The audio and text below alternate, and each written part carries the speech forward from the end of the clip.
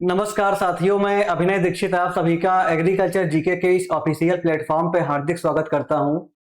मुझे उम्मीद है कि आपका यूपी ट्रिपल एससी एजीटीए का जो पेपर है वो अच्छे से संपन्न हो गया है और आपको पेपर देने में कोई समस्या नहीं आई होगी।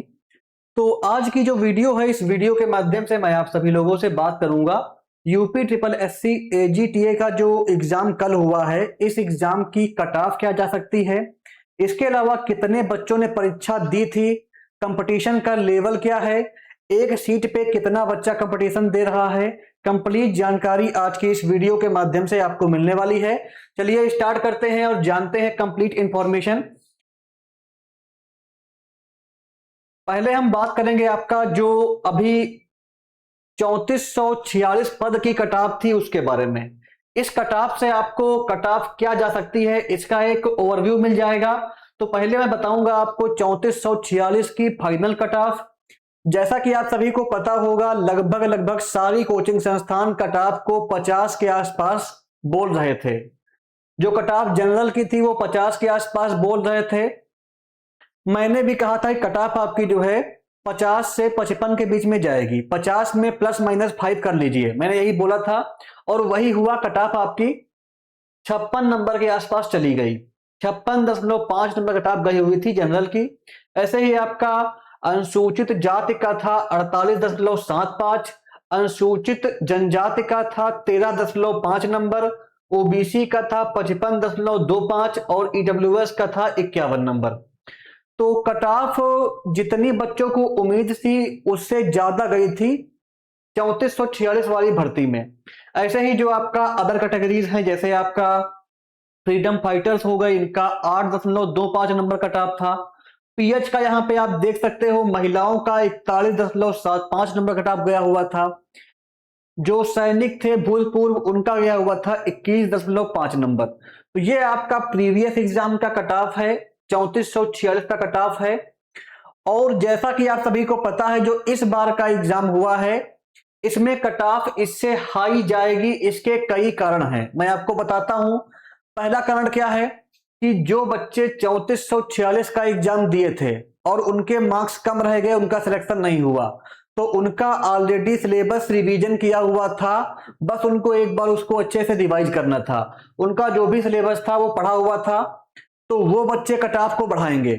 जो एक बार एजीटीए का एग्जाम दे चुके हैं पहले, वो कट ऑफ को बढ़ाएंगे। दूसरी बात क्या है, पिछले बार के एग्जाम में बच्चों ने जो है क्वेश्चन को लिमिटेड ही अटेम्प्ट किया था, लेकिन इस बार मैंने कई बच्चों से बात करी, सभी ऐसा बोल रहे हैं कि क्वेश्चन हम इस बार 80+ 90+ क्वेश्चन अटेम्प्ट करके आएंगे, तभी हम अपने आप को सेफ मान सकते हैं, जिससे हमारे कट पिट करके जो क्वेश्चन है वो 60 के ऊपर बन जाएं। तो इस बार बच्चे जो है नंबर ऑफ क्वेश्चन अटेम्प्ट करने में बिल्कुल भी जो है डर नहीं रहे हैं, नंबर ऑफ क्वेश्चन ज्यादा अटेम्प्ट कर रहे हैं, तो इससे भी कट ऑफ बढ़ेगी। तीसरा कारण क्या है कि इस बार आपकी वैकेंसीज कम है और आपके फॉर्म ज्यादा फिल हुए हैं, तो इससे भी कट ऑफ बढ़ेगी। और चौथा कारण क्या है कि आपका इस बार का पेपर पिछले पेपर की तुलना में आसान था, तो इसलिए कट ऑफ इस बार बढ़ेगी। तो ये कई सारे कारण हैं जिससे कट ऑफ इस बार बढ़ेगी। और कट ऑफ कितनी बढ़ेगी मैं आपको बताने वाला हूं। कट ऑफ की अगर मैं बात करता हूं तो कट ऑफ आपका सेफ स्कोर क्या हो सकता है, आज शाम तक आंसर की आ जाएगी। आंसर की से अपना आप स्कोर मैच करना, अगर आपके नंबर इसके बीच में आ रहे हैं तभी अपने आप को आप सेफ मान सकते हो, अदरवाइज सिलेक्शन आपका होने के चांसेस बहुत कम हैं। आप जो अपकमिंग वैकेंसीज हैं गन्ना पर्यवेक्षक, उसकी तैयारी पे फोकस करिए। अगर आप अनारक्षित से बिलोंग करते हो तो अगर आपका नंबर जो है आंसर की में मिलाने के बाद 65 से 68 आ रहा है तो आप सेफ हैं। मैं कोई भी प्लस माइनस नहीं बताऊंगा, कट ऑफ आपकी इसी के बीच में रहेगी। और जो एससी वाले हैं उनका जो है 53 से 55 नंबर सेफ हो सकता है, एसटी का 18 से 20 नंबर, ओबीसी का 60 से 63 नंबर, ईडब्ल्यूएस का 58 से 60 नंबर सेफ हो सकता है। इसके अलावा फ्रीडम फाइटर्स के लिए आपका 13 से 15 नंबर, जो भी दिव्यांग जन है एलबी वाले, इनके लिए आपका 34 से 36 नंबर।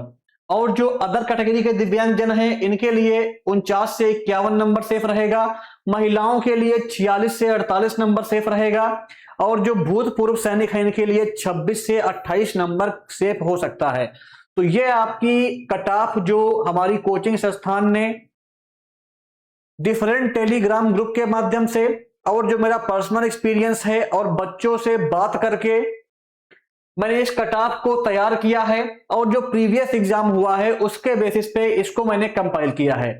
तो कट ऑफ आपकी इसी के बीच में रहेगी। अगर आपके नंबर इससे कम आ रहे हैं तो आप बिल्कुल भी अपने आप को सेफ ना मानिए, आप अपकमिंग एग्जाम की तैयारी पे लग जाइए, क्योंकि कट ऑफ इस बार ज्यादा जाएगी। ज्यादा क्यों जाएगी मैं आपको ऑलरेडी बता चुका हूं, जो भी फैक्टर्स हैं। अब चलिए बात करते हैं कि आपका जो एग्जाम कल हुआ है उसमें कितने बच्चों ने परीक्षा दी है और कंपटीशन क्या रहेगी। देखिए कुल आपके जो है यहाँ पे फॉर्म फिलअप हुए थे 63,693। इतने बच्चों ने रजिस्ट्रेशन किया था और 144 केंद्र बनाए गए थे परीक्षा के लिए।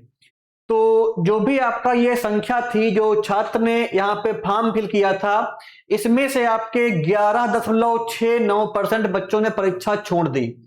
यानी कि आपका कुल बच्चे केवल 88.31% ही पेपर दिए हैं। यानी कि आपका 56,245 बच्चों ने ही परीक्षा अटेंड करी है। इसमें से कई सारे बच्चे ऐसे होंगे जिनका जो है 3446 में हो गया है, तो इसलिए वो पेपर नहीं दिए। ये आपके लिए गुड न्यूज है। इसके अलावा कई बच्चे दूसरे कारण से ही परीक्षा छोड़े होंगे, तो वो कारण क्या हो सकते हैं बच्चे जाने।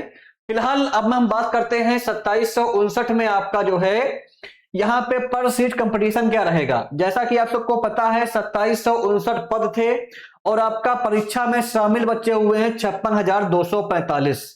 तो इस बेसिस पे आपका लगभग 20 बच्चे एक सीट पे कंपटीशन दे रहे हैं।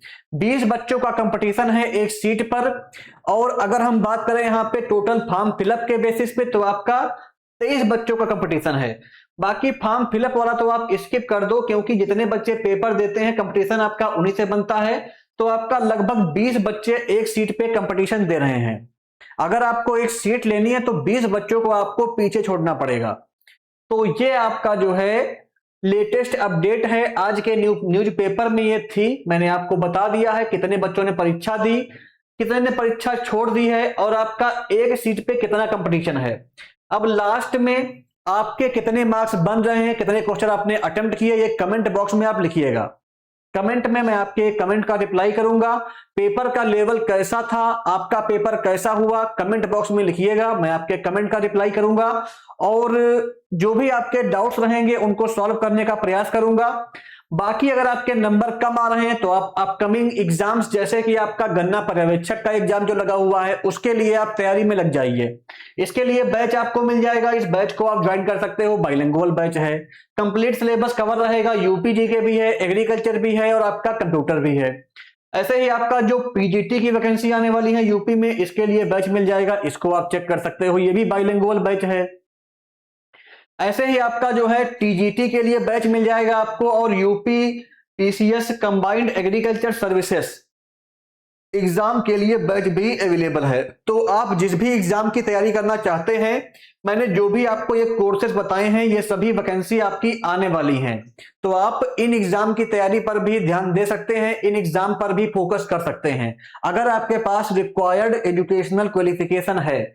ये सभी बैचेस आपको हिंदी और इंग्लिश दोनों माध्यम में मिलेंगे, पूरा सिलेबस कवर रहेगा, video classes, notes, mock test, e books, previous year paper और 12 महीने की वैलिडिटी आपको इसमें मिलने वाली है। तो ये बैचेस आप ज्वाइन कर सकते हैं एग्रीकल्चर जीके ऐप को इंस्टॉल करके, हमारी वेबसाइट agriculturegk.in पर जाकर के। बाकी इस वीडियो को लाइक करिएगा, शेयर करिएगा और आपके मन में जो भी डाउट्स हैं वो कमेंट बॉक्स में पूछिएगा। धन्यवाद।